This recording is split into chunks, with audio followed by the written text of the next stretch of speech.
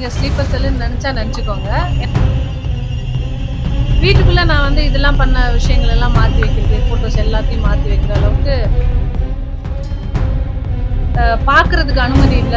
இன்னொரு நபர் அங்க நடுவுல நிக்கிறாரு. பார்க்க அனுமதிக்க முடியாது அப்படின்னு. விஜய் என்னவா இருக்காரு?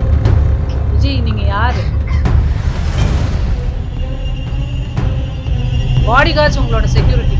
பட் பாடி கார்ட்ஸை மீறி இவ்வளவு பேரியர்ஸ் வச்சிருக்கீங்க. உங்ககிட்ட யாரும் வர விடாம. இன்னைக்கு வரைக்கும் நீங்க எல்லாரும் போறீங்க. எல்லாரும் கார்ல விண்டோ இறக்கி எல்லாருக்கும் ஹாய் எல்லாரும் எப்படி இருக்கீங்கன்னு கேட்டு போறாரா இல்லையா? அதாங்க சூப்பர் ஸ்டார். அதாங்க அந்த விண்டோவை இறக்க மாட்டீங்க. ஏன்? அதுக்குள்ள என்ன இருக்கு?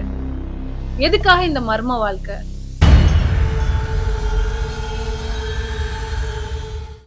மேடம் இப்போ பொதுவா ஒருத்தவங்க ஒரு கட்சியில இருந்து இன்னொரு கட்சிக்கு போறாங்கன்னா அந்த கட்சியில இருந்ததுக்கான தடயத்தை ஃபுல்லாவே அடிச்சிருவாங்க. உதாரணத்துக்கு ஓபிஎஸ் போறாரு, அவங்க வீட்டுல இருந்த ரெட்டல் எல்லாம் எடுத்துட்டாரு, அம்மா போட்டோ அவங்க எல்லாமே எடுத்துட்டாங்க. ஆனா நீங்க இன்னமும் அமித்ஷா கூட இருக்கிற போட்டோ வச்சிருக்கீங்க. பிஜேபி ஸ்லீப்பர்ஸ் எல்லாம் பண்ணுவீங்க. என் வீட்டுல இருக்க போட்டோஸ் எல்லாம் எதையுமே நான் மாட்டலங்க. அதுதான் ஸ்லீப்பர் செல்ன்ற மாதிரி எனக்கு கேள்வி வருது, அதை கேக்குறேன். நீங்க ஸ்லீப்பர் செல்லுன்னு நினைச்சா நினைச்சுக்கோங்க. எனக்கு அது தாய் கட்சி. நான் அதுக்காக எல்லாத்தையும் அழிச்சு நான் ஒன்னும் பொது வெளியில வச்சுக்கலாம். என் வீட்டுல என் ரூம்ல வந்து நீங்க எடுக்கிறீங்க. நான் வந்து பொது வெளியில வீட்டு கேட்ல வச்சிருக்கேன் அப்படின்னு சொன்னா அது பொதுவே வீட்டு கேட்ல ஒரு போர்டு இருந்தது. அது இருக்கான்னு பாருங்க போய். அது இருக்காது.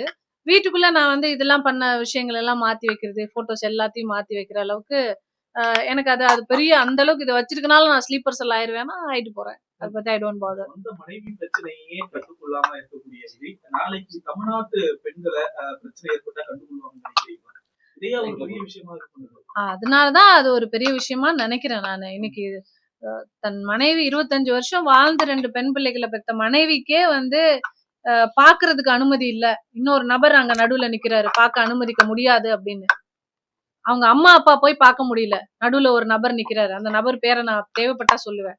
நடுவுல ஒரு நபர் நிக்கிறாரு பார்க்க கூடாது அப்படின்னு. அப்போ விஜய் என்னவா இருக்காரு? விஜய் நீங்க யாரு?